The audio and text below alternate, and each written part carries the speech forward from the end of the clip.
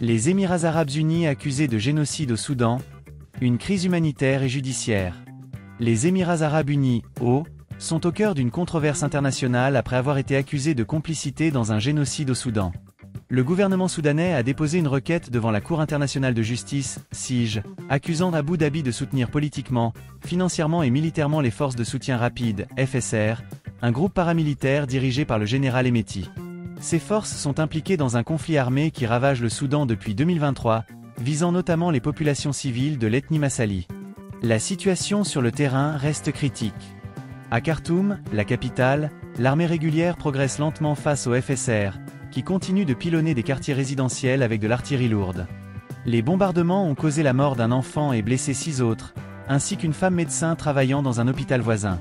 La violence s'étend également à d'autres régions, comme le Darfour, où des camps de déplacés abritant plus de 2 millions de personnes subissent des attaques répétées, exacerbant une crise humanitaire déjà désastreuse.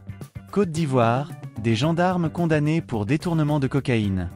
En Côte d'Ivoire, un procès retentissant s'est conclu hier avec la condamnation de 3 anciens gendarmes, dont l'ex-chef de la cellule antidrogue du port d'Abidjan. Ils ont été reconnus coupables d'avoir détourné une partie d'une saisie record de cocaïne. Leur arrestation fait suite à une enquête de 2 ans, déclenchée par les révélations d'un indicateur qui les accusait de complicité dans ce trafic. Les 3 hommes ont écopé de 5 ans de prison, tandis que 6 autres gendarmes ont été relaxés. Cette affaire rappelle une autre saisie majeure en 2020, où plus de 2 tonnes de cocaïne avaient été interceptées à Abidjan et San Pedro. Le chef de la police de San Pedro avait alors été condamné à 10 ans de prison. Ces scandales mettent en lumière les défis persistants de la lutte contre le trafic de drogue en Côte d'Ivoire. Gabon, grève illimitée dans le secteur du manganèse. Au Gabon, le secteur du manganèse est paralysé par une grève illimitée déclenchée par les 6 syndicats de Comilog, le principal producteur mondial de ce minerai. Les travailleurs dénoncent l'échec des négociations avec le gouvernement concernant leurs revendications salariales et sociales. La direction de Comilog affirme que les discussions n'ont pas encore abouti et qualifie la grève d'illégale, estimant que les demandes des syndicats sont insoutenables. Comilog, filiale du groupe français Eramet, exploite l'une des plus riches mines de manganèse au monde, avec une production annuelle de 7 millions de tonnes. La grève, bien suivie, a entraîné une paralysie quasi totale de la production, exacerbant les tensions sociales dans l'entreprise. Comores, inquiétude sur la qualité des carburants. Aux Comores, les automobilistes s'inquiètent de la qualité des carburants disponibles à la pompe. De nombreuses pannes ont été signalées, malgré les assurances du seul fournisseur de l'archipel. Les particuliers et les professionnels réclament plus de transparence et des contrôles renforcés pour garantir la fiabilité des produits. République démocratique du Congo, une crise humanitaire et sanitaire. En République démocratique du Congo, RDC, le conflit dans l'est du pays continue de faire des ravages. Les infrastructures de santé sont sous tension, avec des réserves de sang qui s'épuisent rapidement, mettant en péril la prise en charge des blessés. Le gouvernement a lancé une campagne de collecte de sang, mais son acheminement vers les zones touchées est entravé par des difficultés logistiques et administratives. Par ailleurs, près de 375 000 enfants sont exposés au risque de recrutement par des groupes armés, selon une alerte lancée par l'UNICEF. La fermeture de 17% des écoles dans le Nord Kivu aggrave encore la situation, privant des milliers d'enfants d'éducation et les rendant plus vulnérables. Tchad, un journaliste détenu sans motif. Au Tchad, le directeur de publication du journal Le Pays, Olivier Monod, a passé sa 2e nuit en détention sans avoir été entendu par le procureur de la République. Son arrestation, intervenue mercredi, n'a fait l'objet d'aucune explication officielle, suscitant des inquiétudes quant au respect des droits fondamentaux et de la liberté de la presse dans le pays. Ces événements illustrent les défis complexes auxquels font face plusieurs pays africains, qu'il s'agisse de conflits armés, de crises humanitaires, de corruption ou de tensions sociales. La communauté internationale est appelée à jouer un rôle clé pour soutenir les efforts de paix, de justice et de développement dans ces régions. Or, les enjeux actuels. Paris, 7 mars 2024. Une tribune signée hier par plusieurs personnalités dénonce la montée d'une culture de la haine et du rejet de l'autre dans les médias et sur les réseaux sociaux. Les signataires appellent les pouvoirs publics à jouer un rôle de régulateur pour endiguer cette tendance inquiétante. Ils mettent en garde contre un tribalisme passionné qui polarise les débats politiques et sociaux, menaçant ainsi le vivre ensemble. Problème de carburant aux Comores, la colère des automobilistes.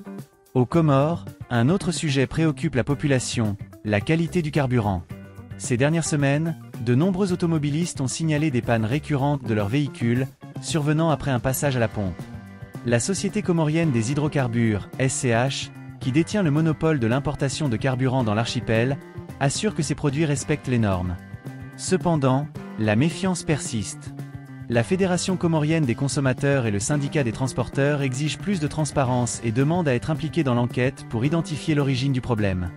Injecteurs, bougies, pompes à essence, les pannes s'accumulent et la qualité du carburant est pointée du doigt. Pour rassurer les usagers, la SCH a autorisé le syndicat des transporteurs à assister à des tests réalisés avant la distribution du carburant. Cependant, sans expertise technique, il est difficile de juger de la conformité du produit. Face aux doutes persistants, des échantillons ont été prélevés à différents niveaux de la chaîne d'approvisionnement pour être analysés à l'étranger. Pourtant, les transporteurs s'inquiètent. La nouvelle cargaison pourrait présenter les mêmes anomalies. Une proposition a été faite pour créer une équipe mixte incluant toutes les parties prenantes afin de superviser le contrôle du carburant, notamment dans les stations-service. Cependant, les consommateurs et les syndicats déplorent l'absence de mesures concrètes sur le terrain. La SCH estime que le problème ne vient pas de son carburant, mais plutôt de la distribution à la pompe dans les stations-service. En attendant, les témoignages d'automobilistes mécontents se multiplient sur les réseaux sociaux, alimentant la colère et la frustration. L'actualité sportive, l'Europa League et les ambitions africaines. Sur le plan sportif, la Ligue Europa a vu 3 équipes se rapprocher des quarts de finale hier. Les Norvégiens de Bodø/Glimt ont dominé l'Olympiakos 3-0, tandis que l'Olympique lyonnais s'est imposé 3-1 contre le FC Bucarest. Les Glasgow Rangers ont également brillé en Turquie, s'imposant 3-1 face à Fenerbahçe, grâce notamment à une prestation remarquable de l'attaquant nigérian Cyriel Dessers. En marge des compétitions, l'Afrique pourrait jouer un rôle central dans l'élection du prochain président du Comité international olympique, CIO. Parmi les 7 candidats en lice, la Zimbabwéenne Kirsty Coventry, double championne olympique de natation, figure parmi les favoris. Sébastien Coe, président de World Athletics, a exprimé son optimisme quant à la possibilité de voir l'Afrique organiser un jour les Jeux Olympiques, tout en soulignant la nécessité d'une planification rigoureuse. Tchad, 6 mois après les inondations dévastatrices. Au Tchad, 6 mois après les pires inondations de son histoire, le pays continue de panser ses plaies. L'été dernier, des pluies diluviennes, accentuées par le réchauffement climatique, ont fait déborder les fleuves Logone et Chari, ravageant des quartiers entiers de la capitale N'Djamena. Le bilan est lourd, environ 600 victimes et 2 millions de personnes affectées. Dans le quartier de Kabaleh, l'un des plus touchés, les habitants tentent de reconstruire leur vie.